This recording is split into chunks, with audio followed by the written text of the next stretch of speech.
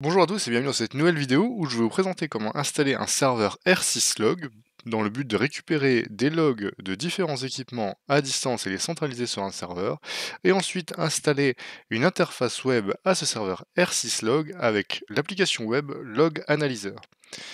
Alors, déjà, pour pouvoir installer du coup un serveur R6log et une application web, j'ai repris ma machine virtuelle Debian sur laquelle j'avais installé LAMP avec PHP 8.2. Je vous invite à regarder du coup mes anciennes vidéos où je vous montre comment installer Debian et comment installer LAMP avec PHP 8.2.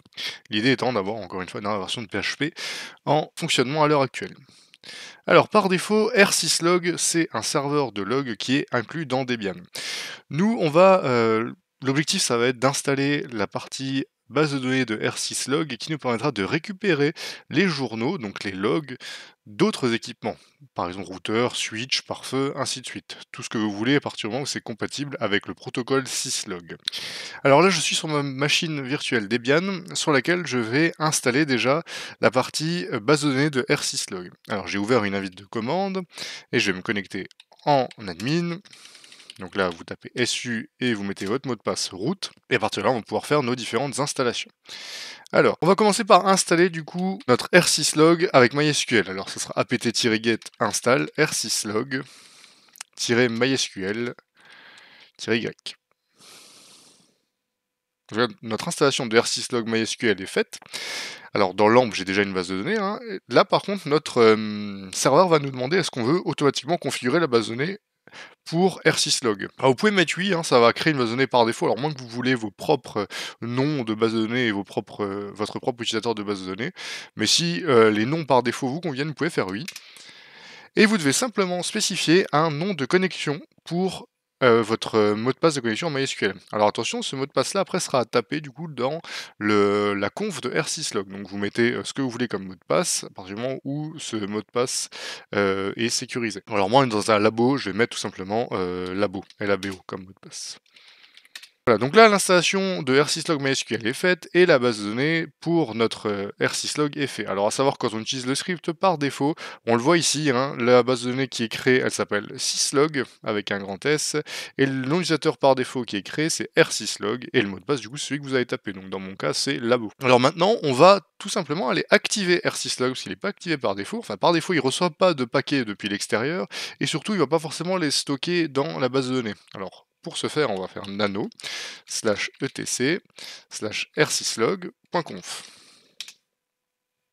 De là, on arrive dans les fichiers de configuration de R6log et on va décommenter la partie UDP, parce que par défaut, les paquets syslog viennent sur le port UDP, et là on peut voir que c'est sur le port 514. Donc ça, en ayant fait ça, notre serveur R6log accepte de recevoir des paquets UDP d'autres équipements. Il va falloir aussi lui dire de stocker ces paquets dans une base de données, donc dans la base de données qu'on vient de créer, la fameuse base de données MySQL. Donc on va aller tout en bas, et on va rajouter étoile.étoile, alors ce qui veut dire l'ensemble des paquets. Je vais les mettre sur MySQL en localhost, puisque je suis sur ma machine. Je vais utiliser la base de données syslog, donc la fameuse base de données qui a été créée par défaut. Donc si vous avez créé votre propre base de données, bien évidemment, vous mettez le nom de la propre base de données que vous avez créée. L'utilisateur par défaut, je vous avais dit, c'est R6log. Et ensuite, vous mettez le mot de passe que vous avez tapé. Donc moi, j'ai mis labo. Une fois que c'est fait, vous validez. Donc on fait CTRL-O pour écrire, on valide, et CTRL-X pour quitter. Voilà. Donc là, R6log est fait et paramétré. On va le redémarrer maintenant. Donc là, on va faire systemctl restart R6log. Donc à partir de là, R6log est configuré pour accepter les paquets distants et pour mettre ces paquets à l'intérieur de la base de données MySQL qui s'appelle syslog. Donc jusque là, la partie vraiment syslog, donc gestion des journaux à distance, est faite. Maintenant, le but c'est de récupérer de lire ces logs de manière plus agréable avec une interface web. Parce que par défaut, ils vont être stockés dans des fichiers texte, donc dans des fichiers logs, ça va faire des lignes et des lignes, pas forcément très pratique. L'idée c'est de rajouter une surcouche, une interface web qui permet d'analyser ça et de le lire un peu plus facilement. Donc là j'ai choisi Log Analyzer. Pour installer Log Analyzer, il va déjà falloir aller le récupérer. Alors, Là, c'est comme pour ceux qui ont regardé la vidéo de GLPI, il va falloir récupérer la dernière version de Log Analyzer. Donc là, je vous mets le lien de la dernière version à l'heure où je fais la vidéo, mais adapté au moment où vous la faites, vous. Donc ça, on va faire simplement wget pour récupérer, pour aller télécharger le lien, et ensuite on va mettre le lien vers le site de Addiscon qui édite le logiciel Log Analyzer. Et donc en ce moment, on est à la version 4.1.13 et c'est au fichier tar.gz. Je valide. Bien évidemment, comme d'habitude, je vous mettrai les liens dans la description, c'est plus simple, ainsi que les commandes. Donc là, le téléchargement a été fait, j'ai bien récupéré l'archive avec ce qu'il faut. Je vais la décompresser, donc je vais faire un tar xlf log analyzer, vous pouvez faire directement tab, ça auto-complète, ça va un peu plus vite. Donc là c'est fait, c'est décompressé. Je peux aller dans ce dossier-là, donc je vais faire cd log et encore une fois tab, comme ça j'y suis directement dedans. Si je fais un dir à l'intérieur, je reçois la liste des informations. Et ce qui nous intéresse, nous, la partie installation, c'est la partie SRC, donc la partie source. Alors, la partie source, vu que c'est un logiciel web, il va falloir qu'on la copie dans le répertoire web d'Apache, comme pour GLPI, quand on avait fait. Alors, je vais déjà créer un répertoire dans Apache où je vais mettre les différentes sources, donc on va faire mkdir, et ça sera dans var, www, html, et je vais l'appeler simplement log analyzer. Et une fois que c'est fait, ben, je vais tout simplement copier le répertoire source, donc cp-r, donc source / étoile pour tout ce qui est à l'intérieur de source, et je vais le mettre dans var www html log analyzer. Et voilà. Donc là, j'ai l'ensemble des données de mon logiciel log analyzer qui sont dans mon serveur web. Je vais encore devoir donner les droits à ce répertoire à mon utilisateur Apache. Donc ça c'est pareil pour ceux qui ont suivi la vidéo sur GLPI, c'est le même principe. Je vais faire un shown-r pour l'utilisateur www.data, et je vais lui donner les droits du coup sur var www html log analyzer. Et voilà, donc là, à partir de maintenant, le logiciel Log Analyzer a correctement été décompressé dans mon serveur Apache et les droits ont été correctement donnés. Alors, quand j'ai préparé cette installation, je me suis rendu compte qu'avec PHP 8.2 et la dernière version de Log Analyzer, on a un tout petit souci au niveau de la table SQL. Alors, on va voir ça ensemble. On va déjà pour le moment baisser l'invite de commande et on va ouvrir Mozilla ou tout autre navigateur et on va accéder à localhost / log analyzer. Donc c'est le nom du répertoire qu'on a créé tout à l'heure. Et là, on va nous dire error main configuration file is missing. C'est normal, on n'a pas encore installé le logiciel Addiscon Log Analyzer. Donc on va simplement faire click here. Et là, on va voir un petit assistant qui va nous permettre de nous connecter tout simplement et de créer la base de données et les informations nécessaires pour que Log Analyzer puisse fonctionner. Alors on va faire next. Là, on voit que ça vérifie les permissions sur le fichier config.php de Log Analyzer, donc là on est OK, c'est ouvert, on peut faire suivant. On a les configurations de base, donc ça, sauf si vous avez besoin particulier, vous pouvez laisser comme c'est. Par contre là, je vous invite à mettre oui. Alors qu'est-ce que ça va faire d'activer la database user, donc enable user database, ça va permettre d'avoir une gestion de l'authentification. Comme ça, vous pourrez permettre ou non à des personnes de se connecter à ce logiciel. Alors, database host, là on est sur le serveur, donc c'est bien localhost. Port par défaut de MySQL 3306, jusque-là on est bon. Nous par contre, la base de données qu'on a créée, elle s'appelle syslog, qu'on a créé tout à l'heure. Donc là on est en labo, on peut faire ça comme ça. On va simplement taper syslog.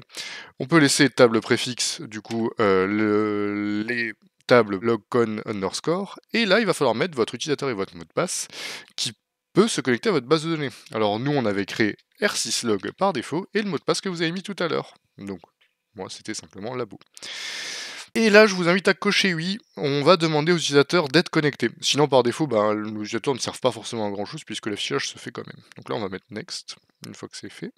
Et là, on arrive au moment où le logiciel Log Analyzer va devoir créer les tables, toutes les tables dont il a besoin pour fonctionner. Alors vous pouvez faire suivant. On voit qu'elles se sont bien faites. On peut encore faire suivant. On va voir qu'on crée un utilisateur par défaut pour se connecter à notre logiciel Log Analyzer, vous pouvez créer un admin, un root, comme vous voulez. Vous mettez le mot de passe que vous voulez également. On va faire suivant.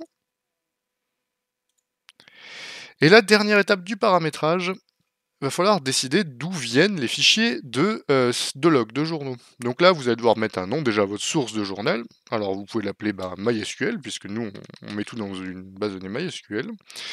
Là, dans le type de source, c'est MySQL native.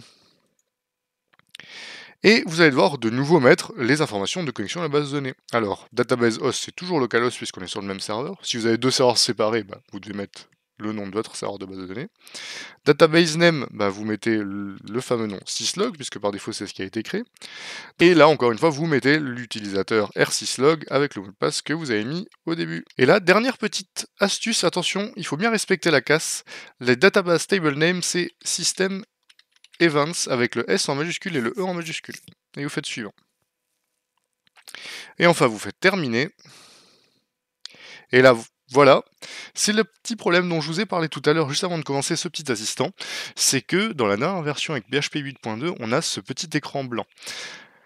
Alors en fait, c'est simplement la page qui plante, parce qu'il y a deux tables qui ne se créent pas automatiquement au moment de la création des tables de l'assistant, donc on va devoir les créer à la main. Alors, je vous invite à réouvrir un invite de commande, vous repassez en admin. De là, on va se connecter en MySQL pour pouvoir aller créer les tables manquantes. Alors, on va se connecter en route. MySQL-u route-p. Alors, le mot de passe, c'est celui que vous avez mis au compte route, tout simplement. Et une fois que c'est fait, vous faites use syslog avec un point virgule, comme ça vous connectez à la base de données syslog. On voit maintenant qu'on a MariaDB syslog juste ici, donc on est en train de travailler sur la base syslog.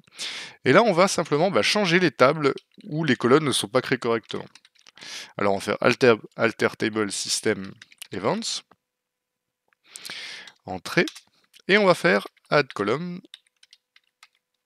checksum, int not nul, default 0.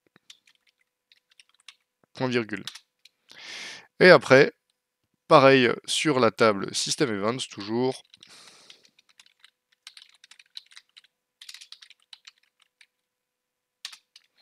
Cette fois, on va rajouter la colonne process ID, qui est un varchar taille 60, not nul, default 0 également. Et on valide. Et une fois que c'est fait, on peut quitter. Et normalement, si on réactualise notre page Log Analyzer, tout fonctionne. Et là, on en est du coup, on a la partie syslog qui est bien paramétrée et qui est capable d'accueillir des logs, et on a notre logiciel de reporting et d'analyse qui est bien fonctionnel, où on va pouvoir plus facilement faire des recherches selon les types de mots-clés ou selon les différentes sources, puisqu'on va avoir des logs qui viennent de plusieurs équipements. Alors, je vais encore vous montrer une dernière chose, c'est comment paramétrer tout simplement l'envoi de log depuis un équipement vers notre serveur syslog. Alors moi je vais prendre mon pare-feu pfSense que j'ai installé dans des précédentes vidéos, je vais vous montrer le paramétrage. Alors voilà, je suis passé sur mon pare-feu pfSense.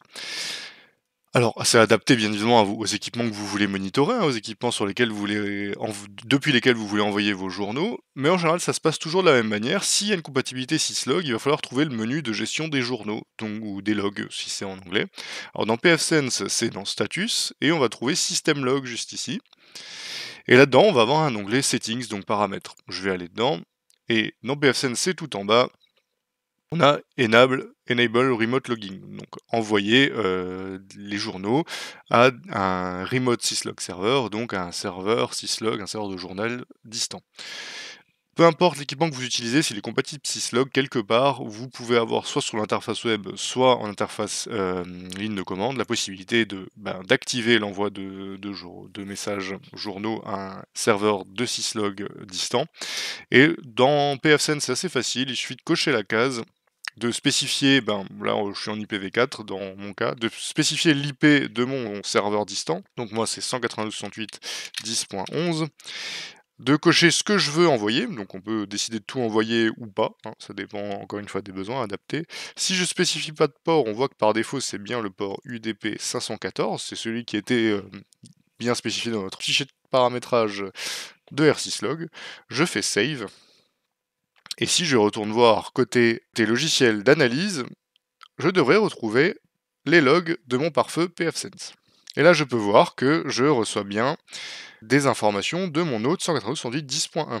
D'ailleurs, on peut remarquer aussi un truc, c'est que l'heure là n'est pas juste today 14h07, donc aujourd'hui 14h07 alors qu'il est 16h08. Donc ça c'est important dans les paramétrages des logs d'adapter la partie horaire. Je suis allé modifier mon serveur de temps, donc mon serveur NTP sur mon serveur pfSense, et du coup là on peut voir maintenant qu'il est bien à l'heure. Donc c'est très important d'ailleurs de faire ces paramétrages là. Le mien n'avait pas été pris en compte, donc je l'ai corrigé. Il est très important d'avoir les bonnes heures quand on fait de la surveillance de journaux, puisque sinon on ne peut pas comprendre, par exemple, les étapes consécutives d'une attaque, ou vraiment comprendre qu'est-ce qui a potentiellement posé problème à quelle heure. Si je pense que quelque chose qui s'est passé pendant la nuit alors que c'était le jour, je ne vais pas pouvoir vraiment diagnostiquer. Donc très important de vérifier que vos journaux sont bien à l'heure quand vous faites ce genre de paramétrage. Donc là on voit bien 16h09, j'ai la modification de mon NTP qui provient de 10.1 qui a bien été logué, donc, et qui s'est bien mis à l'heure. Voilà, donc là on arrive à la fin de la vidéo, je vous ai montré comment installer un serveur R6log sous Debian, ainsi qu'un logiciel de reporting Log Analyzer, et ensuite je vous ai montré le paramétrage d'un envoi de journaux depuis un équipement dédié, en l'occurrence pfSense. On en a profité pour faire un petit point sur la vérification des horaires des journaux. Je vous invite à me suivre si vous voulez voir d'autres vidéos. Merci à vous de m'avoir regardé, à bientôt.